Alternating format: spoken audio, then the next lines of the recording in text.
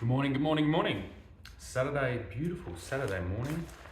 Got the sun just coming in, just gone down to get the paper and a coffee. These are my favourite coffees. And some of you might think it's wasteful to get one of these every morning. But what I actually do, or what I haven't done yet, but I'm gonna do, one, this is just to have like good coffee available with no sugar in it has always been. I remember when I was young, having to wake up early and go to work and things like that. I was like addicted to iced coffees, the old iced coffees that were like, if I have one of them now, I feel sick the whole day. Like my stomach feels weird. I don't exactly know what's going on in those old style iced coffees, but yeah. The fact that I can have something like this in the morning if I'm on the road, and they're getting, they're everywhere now. This company Hunt and Brew has just done an amazing job. And the fact about the bottles, it's a bottle. But what I do is I keep these, and what I'm going to do is I'm going to make my own cold brew, which is easy to make, and supplement, because these are great for if you're on the road, but it is a bit ridiculous to get one of these every day. I have been just temporarily because I'm getting myself sorted again. But what I'm going to do is I've kept all the bottles. I'm going to make up a big batch of cold brew and make sure I've always got them, so then I can go to that when I'm here. Using the bottles, which are just perfect, like it's a perfect bottle for it. And then if I'm on the road, I can always grab a Hunt and Brew as well. So yeah, that's just perfect.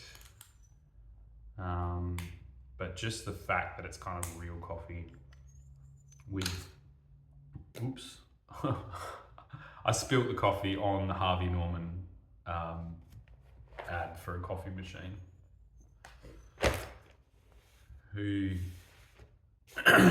said things that, anyway. But yeah. Just good coffee. Gets me going for what I have to try and do here. Saturday's a big one. Saturday is a big whopping. Like when your paper makes that noise, you know that you've got, that you're getting, like, what is it? It's $2.90.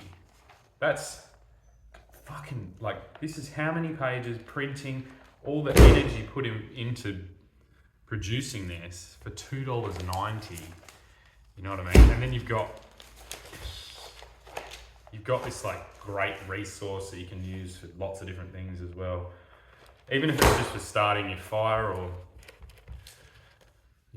mulching the gut, whatever it is, wrapping up present, who knows, but and also I look at the top and I haven't seen this before, so I don't know whether this is new, or whether this is always there and I've just missed it, but it says the West delivered to your device, subscribe with Google. That's clever. At the moment I'm not going to go to that, purely just because I am using it as a physical prop. Like I'm actually going through it. So I'm going to continue using the real paper. I think a lot of people are going to continue using the real paper, but for the West, it's obviously they've got to make a transition, and I think they're going to have to start like getting indicative kind of amounts of who's actually getting the paper. And maybe what a crazy balance for them to do. And I'm amazed. A lot of, even, I might be sometimes critical of things like this, but it's an amazing business. There's so many moving parts. I have to get a newspaper to all these different places every day. They have to guess how many they're going to need. It's a crazy business, and good on them for sticking it out, sticking it through. It's it's just the only thing I'm trying to do is assist them in transitioning, and in the hopes to continue on, and probably just that some of the strategies some of the media newspaper companies are using or were using, or we're just a little bit like short-sighted and clickbaity, and it's once they figure out their method, and I think it's going to be the place they're probably stuck in is you're not transposing a newspaper into the digital world. What you want to be doing is taking the essence, taking the soul of a newspaper, and then presenting that in a digital world. And that probably looks more like, does anyone remember that show? I always forget the name of this show, but it was about an English, like these English uni students or something like that, and they had a newspaper. It used to be on the ABC. I loved it. It was called Press Club, something like that, and it was so. That's what you need to do. You need to not, almost like TMZ, but for like a real news thing. It's like that's how you translate this into the digital space.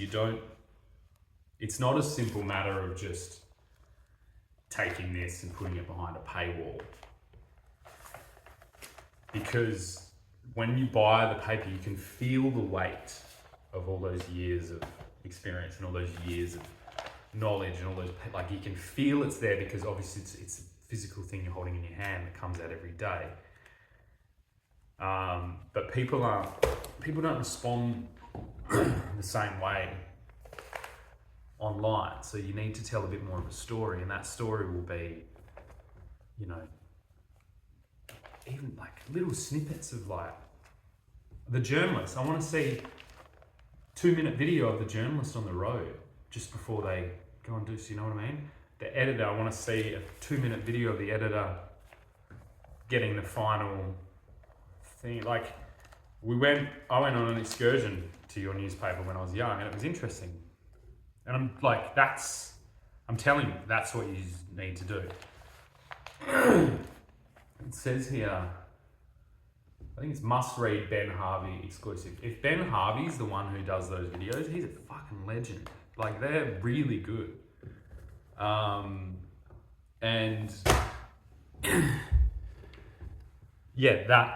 that's the way to go. We need to get out of this. We're not in the world where a video production is a humongous thing, where it's costing a fortune, where it's, a 20-person event.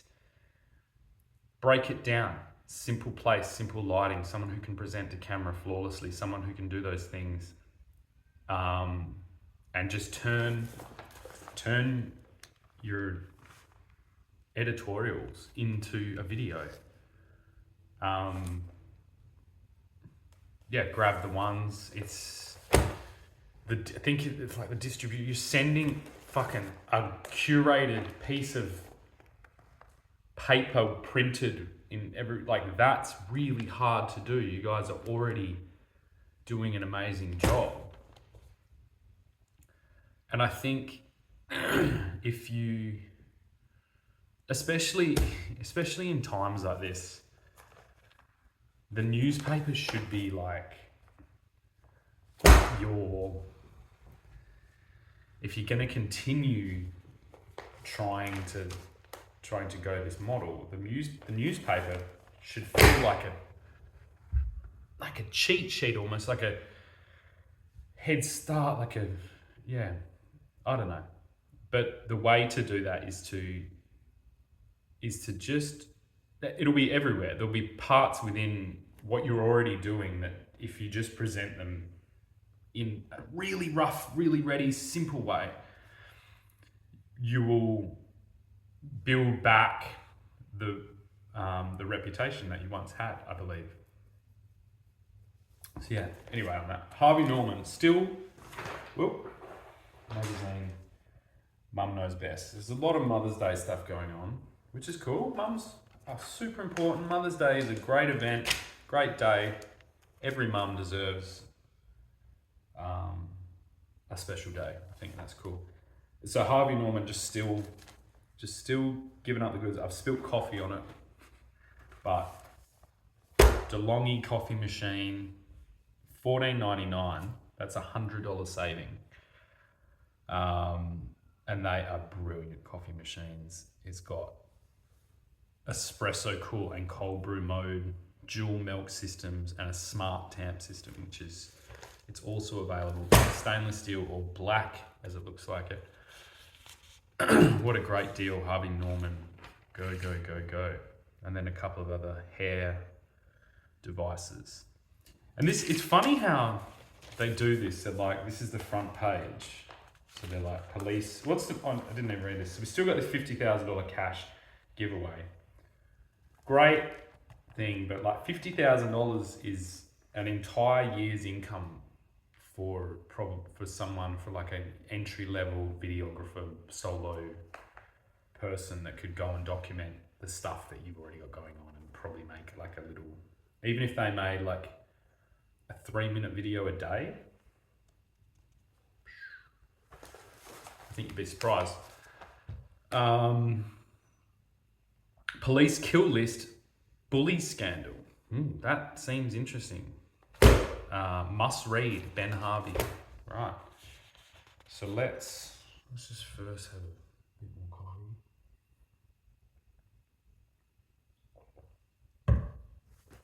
coffee. Now I'm going to use this on here. What I'm going to do is I'm going to make sure the back of it is held, because that's probably what's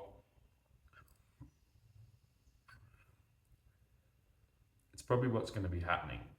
Because since I've had this, I have half a pack of cigarettes left.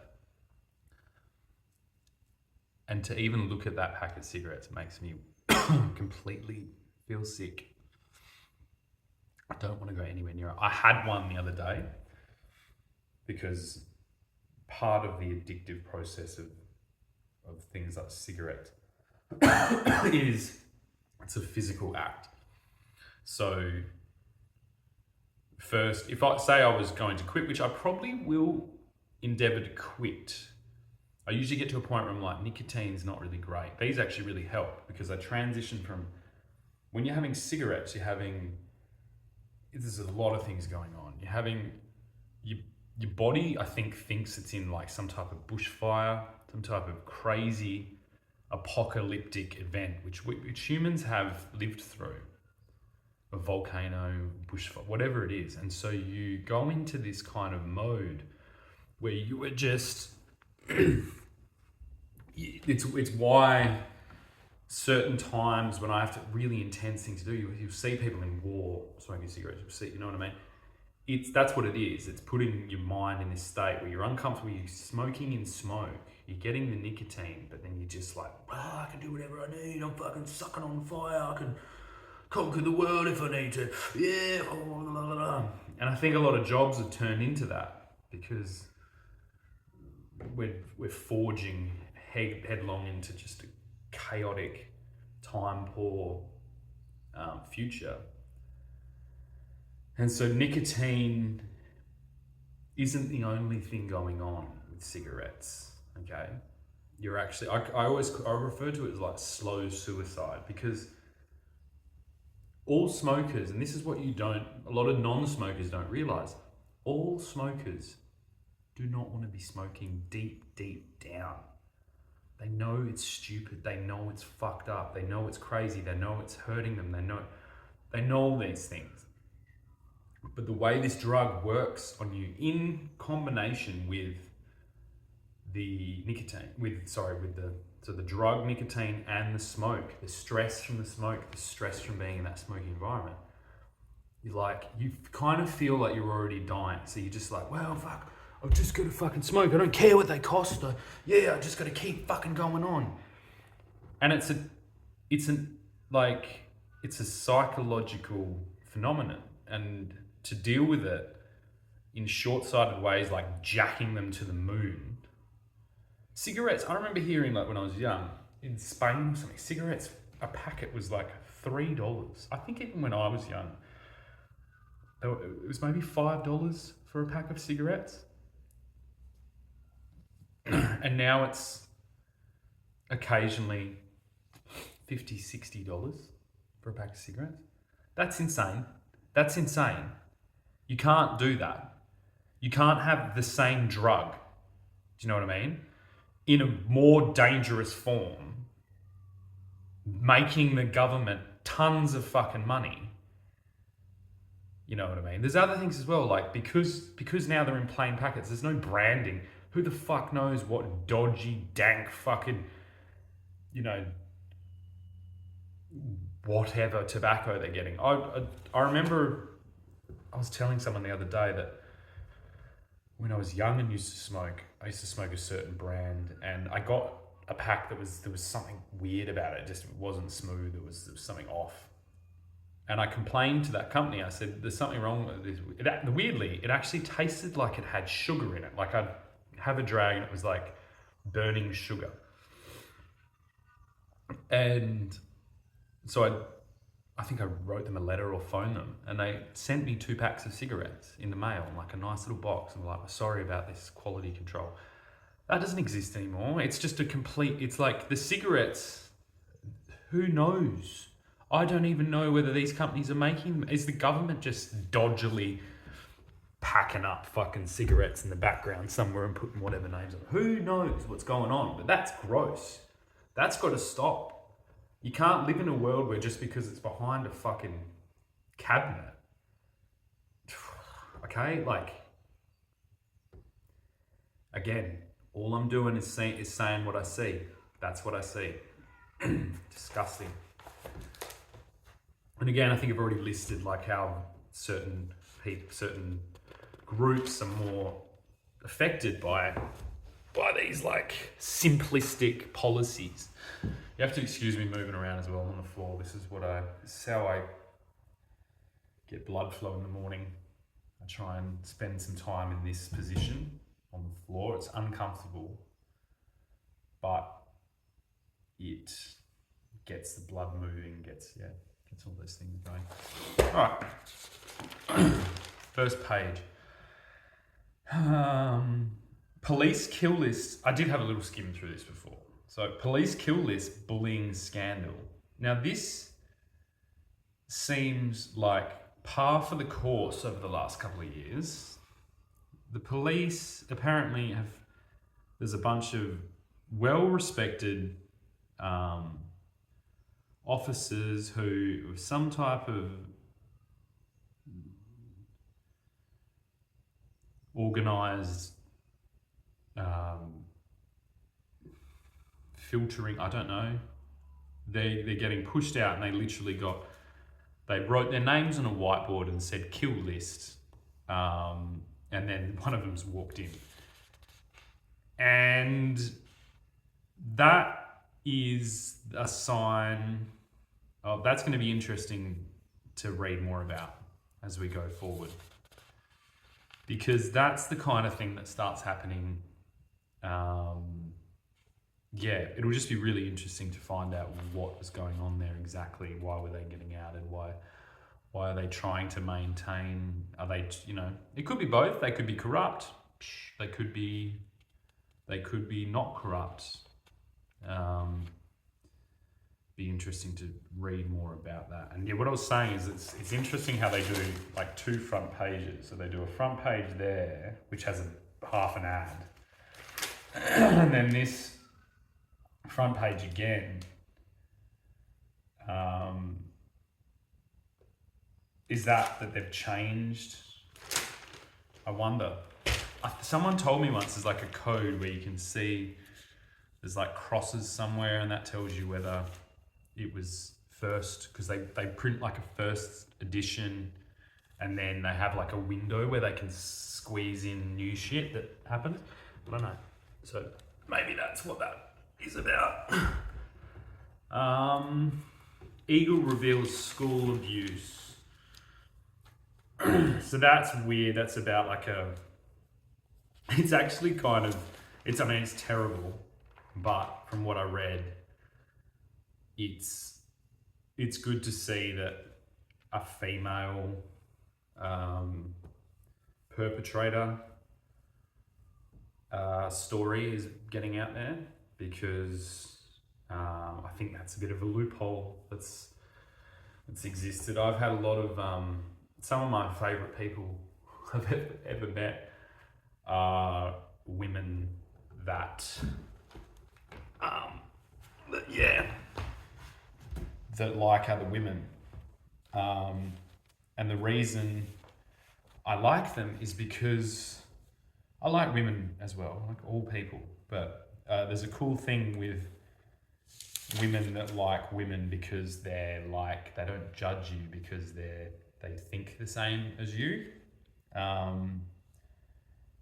and yeah, I think when you go down that, it's tricky, obviously. Then so that's a spectrum, and then so obviously there are women who like women who are on the scale of men that are maybe abusive or things like that, because that's always thrown at men in the last decade or so. Almost all men are tarred with that same brush, unless you're particularly quiet and unless you have a completely feminine personality as a man, there's belief that you just and they're like such a heavy presence of that mentality that all men are these evil, abusing, rapist creatures, and it's good to see that a woman obviously actually demonstrating that person, that kind of darker personality trait is being brought out, because obviously, it's the same as if there are abusive men, there will be abusive women that are higher on the masculine spectrum, and it's the same in reverse. If there are very sensitive women, there will be men that are very sensitive in that way, because all personality is it's a field. It's a field of multiple different personality traits and levels of different emotional and social kind of, what's the word, adaptations. And so whether you've got an M, whether you tick the M or the F, you're on a plane of between ultra feminine and ultra masculine. Everyone exists somewhere on that plane, and there's overlaps everywhere. And that includes, just all ways. There's going to be super masculine women, super feminine men, bit of both, a bit of a mix here, but some people that, when we talk about gender identity, it's like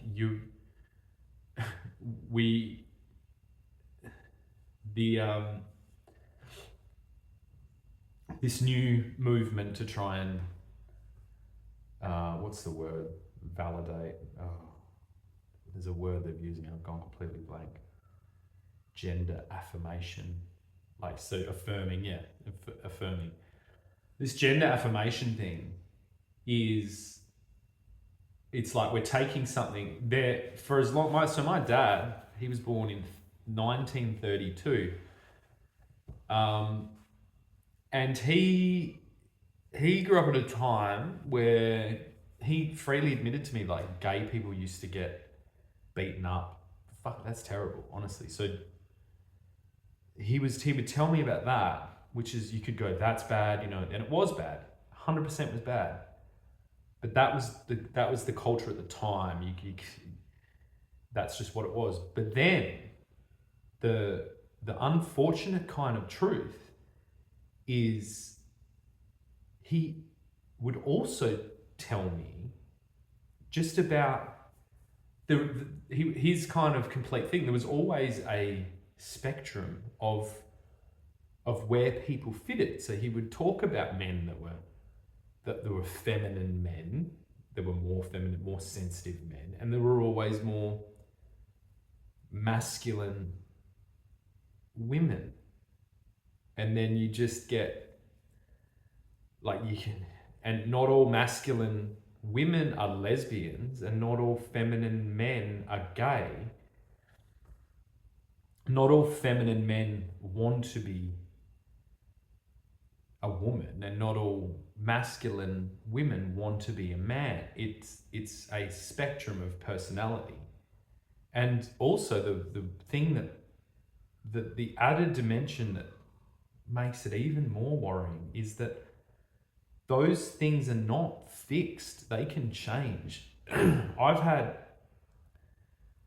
periods of all those things in my life. I've had extremely masculine periods. I've had extremely sensitive, more feminine periods. I've had in the middle. I've had periods of extreme masculinity and probably extreme femininity. Like, and I'm not even particularly high on that level of kind of extremeness to my outwardly facing personality. I stay pretty consistent in this zone that probably appears masculine, but I'm talking about my internal things that are going on, and they move around. When I was like, say, 6-7 years ago, looking back now, it's like I just did have quite a feminine kind of. I was very sensitive. I weirdly even had a thing to look like pretty. I wanted to look, all these things. This is kind of embarrassing to mention, but it's just important. It's like this thing moves around. And the one thing I'm always so happy with is that anytime I get to a point where my mood change, when my personality changes into something else, I'm like, well, I'm really glad that I didn't permanently do anything when I was feeling like that. Now, me personally, I think that this is where tattoos are a weird thing. I'm all for tattoos. They're really cool. I've got two. I've got one really bad proper one that I got when I was 18, and I've got like a little circle on my foot that I did with a friend's tattoo gun. But I personally, part of me would like to have more tattoos. Like, I like tattoos, I like art, I like drawings. But the reason I don't get them is because I'm going to run out of skin, and because I know that I change, I personally don't want. There are a few core things that I would potentially get, and so that'll be a decision I make one day, or maybe I won't. But it's like, because they're very strongly implanted in my core being, and after having 36 years on this earth, there are a few really strong symbolic representations that I would get, just because I know that they're so important to me. But just getting tattoos because everyone else is getting tattoos, and getting whatever and not putting thought into it, and I mean, it's great for tattoo artists, but I just feel like yeah, again, it's another thing of like permanently affecting yourself, and it's like you're permanently buying. You're permanently owning the place that you find yourself in these positions, and that seems like it's gotten a bit out of hand, because I was doing all kinds of fucked up shit when I was 18, 19, 20, 21. And I'm so glad that I don't have an outward um, indicator of that on my body, because it just, yeah, it allows me to not get stuck in that moment. I don't want to be stuck in the moment where I was, sculling down a goon bag every weekend and spewing in the bush and, like just all the teenage stuff, I'm glad I don't have, I'm not covered in constant reminders of those periods. I look back at them fondly. I don't have anything wrong with the periods that I had, but I'm just,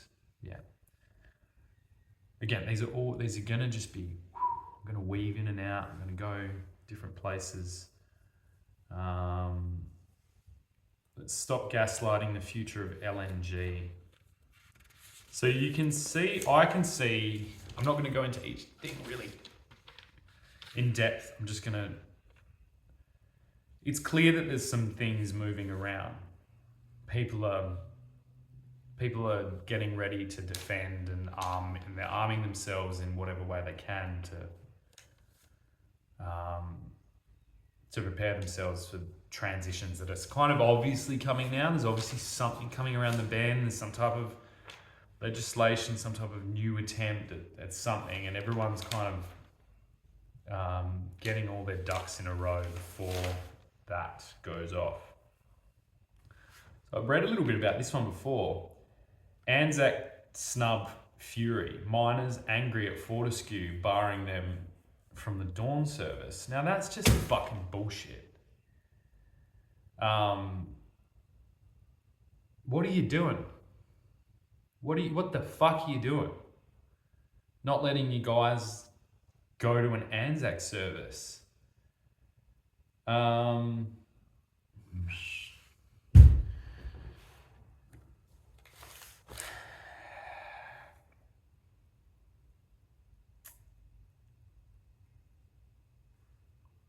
Obviously,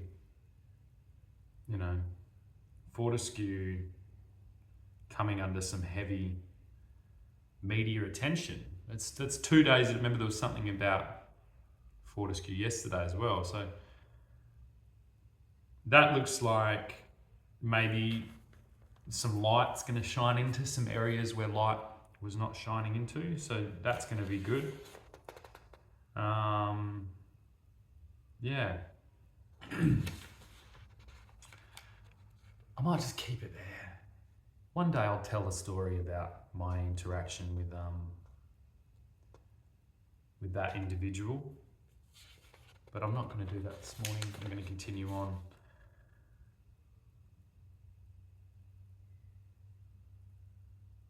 WA police top brass caught in kill list bullying scandal.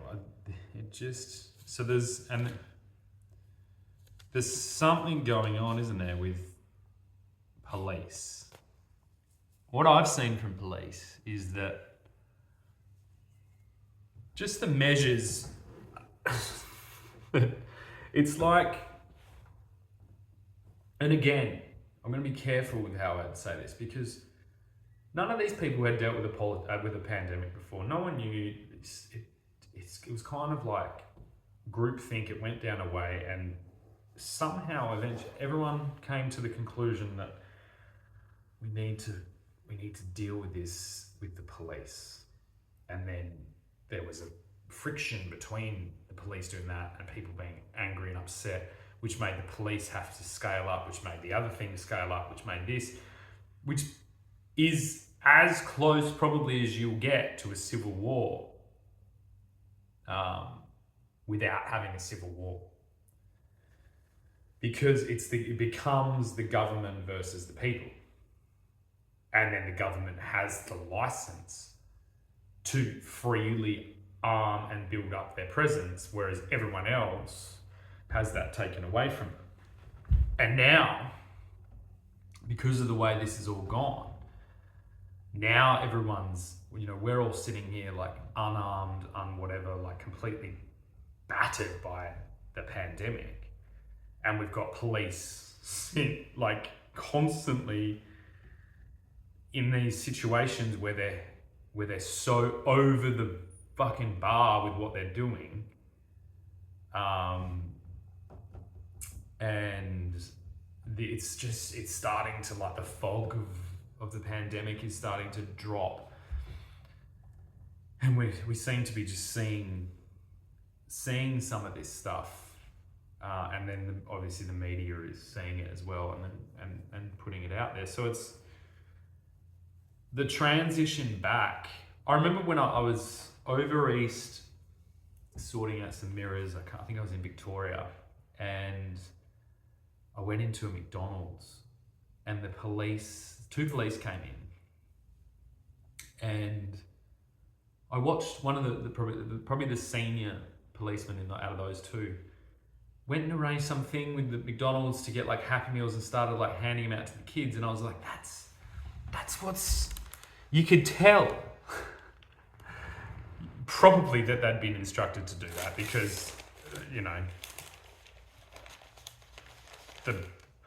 the public's perception of police was incredibly damaged by the pandemic response. My biggest moment was when I saw, smack bang in the middle of the craziest bit of the pandemic, I was coming home through Ellenbrook, and I think it was like 3 days in a row, there were these huge crackdowns, huge booze buses, huge drug testing, huge vehicle inspection, like brigades going on. And I actually got my car yellow stickered. And that's just, why were we doing that? We had a pandemic, we had a cold going on. People were dealing with stress, they couldn't work, running a business during that time was insane. And why was police money going towards things like that? Just complete shakedowns of people trying to do the best they can. And then this is where I get to yesterday when I'm saying the government's sitting on a big surplus of money. It's like, they're your government agents, and they're out there like shaking down people that might have had, and it's like drinking and driving is a terrible thing, but you're not doing that. You're shaking down someone who might have had, instead of one beer, they've had 2 beers, and now they've lost their license and they've got to pay thousands of dollars. You've lost someone who maybe uses cannabis or something like that to bring down the absolute stress, is then the same, drug tested, loses their license, and the person that's fucking popping speed handed over by the pharmacy is whizzing around like a wild child, completely uncapturable by this system. Why? I'm not taking away from the importance of road laws and vehicle laws and all this stuff, but imagine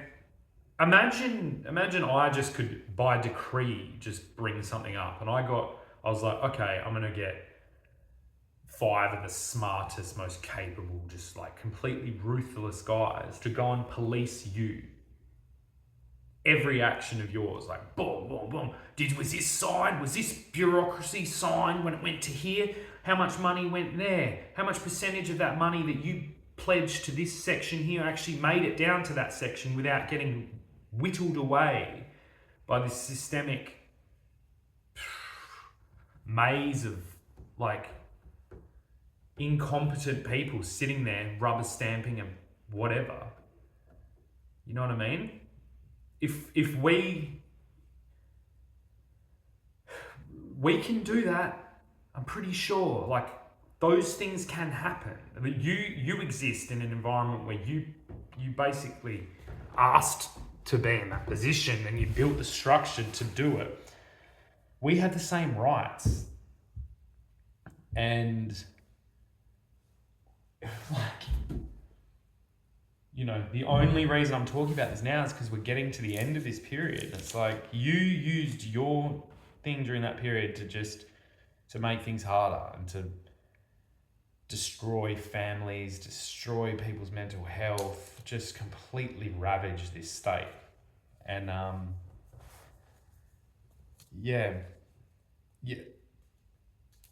I think the fear, you listen to your own fear mongering and you look where you've got yourself. Because it's like a lot of people, I saw it with the discrimination I personally experienced to do with the vaccine. People, because of how much fear mongering and how much information there was about how bad it was to not get vaccinated, it's like people forgot that wasn't certain, and they were like, it was almost, the only way that I can explain what I saw was that people were so conditioned by what they were hearing that they just didn't think I was going to be a problem in the future because they were pretty sure I was going to be dead. Like that's the level that this shit was pushed at. It's like, it was above iPhone levels. You know, if you get someone who's got an iPhone and they're like, oh, I've got an iPhone, you get a Samsung. There's this snobbery and there's this almost like, I haven't even got an Apple phone. It was like that, but with a nasty, like no one's like, you've got an Android, you're going to be dead, so I don't even need to listen to you. That's where this vaccine shit got to. Like, and that's clear by people that I had interactions with who are not particularly, like, they're kind of mild-mannered people. They're not really going out after people. They're not really whatever, but the behavior patterns they were expressing were patterns of people, of someone that's like, I want to say bullying, but it's almost worse than bullying. It's like, it's the worst form of bullying. It's kind of like if someone had, it's like bullying someone who's chained to the floor because you think they can't get up, and the mechanism was like, you just thought we were gonna disappear. You thought either we were never going to be allowed to do anything because that's what the government was telling us. The multiple clips I had of them saying, years, this will be years. If you don't get the vaccine, years you'll be ostracized from society. So these people, these mild-mannered, nice people, generally what I'd experienced, turned into absolute pieces of shit because they thought you were either going to be dead or in a leper colony. And now, now that I'm still here and still continuously just like not budging an inch, their only strategy is just to stick their head in the sand and pretend that never happened when it did happen. And I've documented it and I have proof. And it's like, when do we start digging into that and going, what was that about? What was that about? Was that really justified? And more importantly,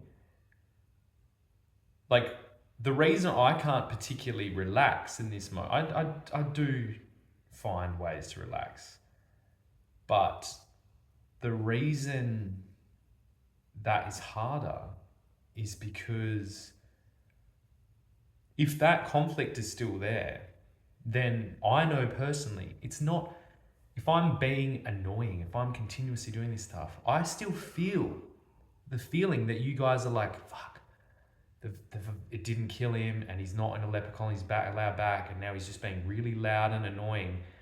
All you lot that did this shit, that went down that route, could still easily turn around and do some fucking crazy shit. Historically, that happens. When people are on the back foot and they've, whatever, sometimes they double down.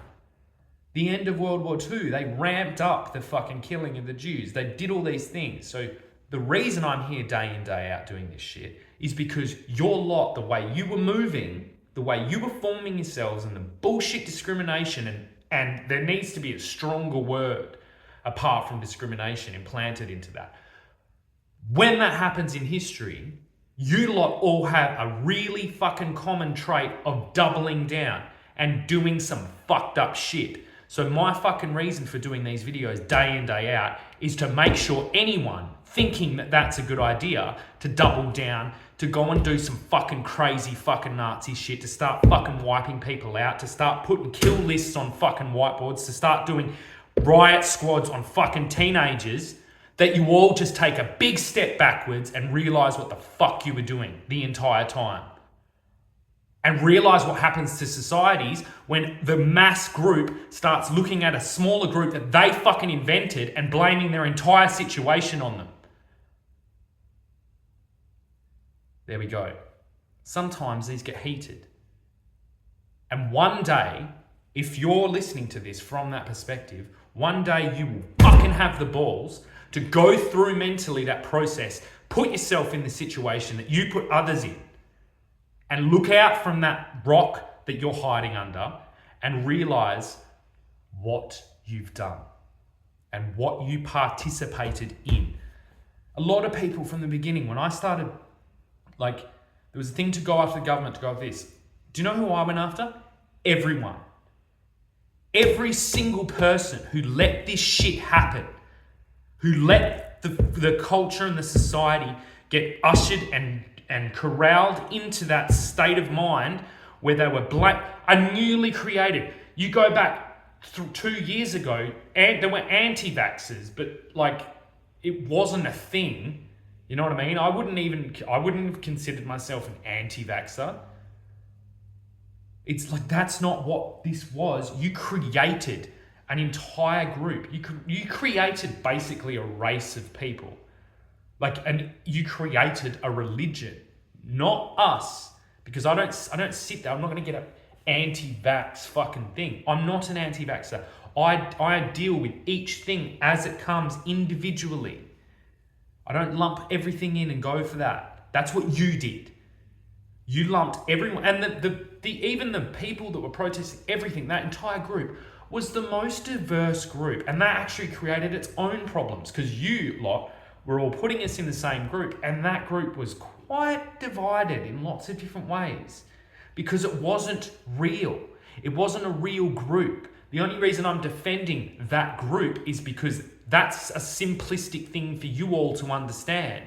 But that wasn't a group. That was a people that had one thing in common that you piled into a group that then, because of that condition, stood shoulder to shoulder and defended their decision. But within that group was, just like within your group, there's a whole bunch of nuance and there's a whole bunch of different things going on. And that's the problem, right? So my critique this entire time is nothing to do with the vaccine, nothing to do with the medical. I'm in the process going through and putting some of my opinions on those out there. And I'm going through and putting some of the opinions, especially that I have to do with persuasion techniques and tactics that those industries were using.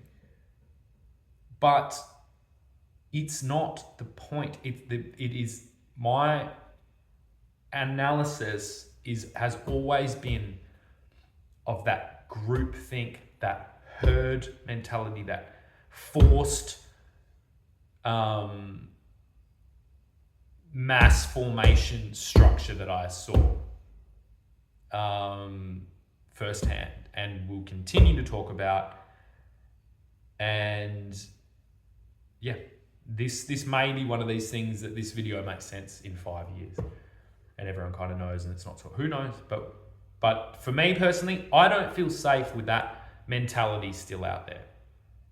So I'm going to continue day in, day out to do whatever I can do to just break that curse, to shake all the shit out of the craziness and get everyone back to a position where everything is getting looked at on its merit, on its baseline things, not thrown into, you know, political structures that were purely just made to gain control.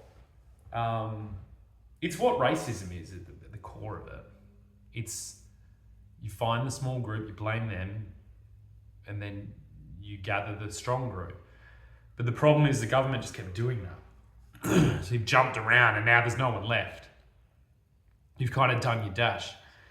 You know, nurses were the heroes, now they're the crooks. Police were the heroes, now they're the crooks. Anti-vaxxers were never the heroes, but, you know, they weren't a problem and now they're the crooks. Like, Aboriginals were crooks and now they're the thing. It's like you're just getting like a slice and dice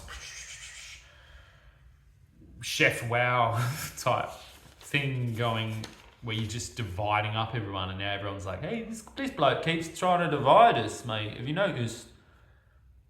And so there's only one left. There's only one portion really left that needs to take that journey, and I think you guys are about to take that journey, politicians. I might just quickly, so that's still about that thing. Let's have a skim through. I mean, all good news. We've got Coles has got some great specials as well.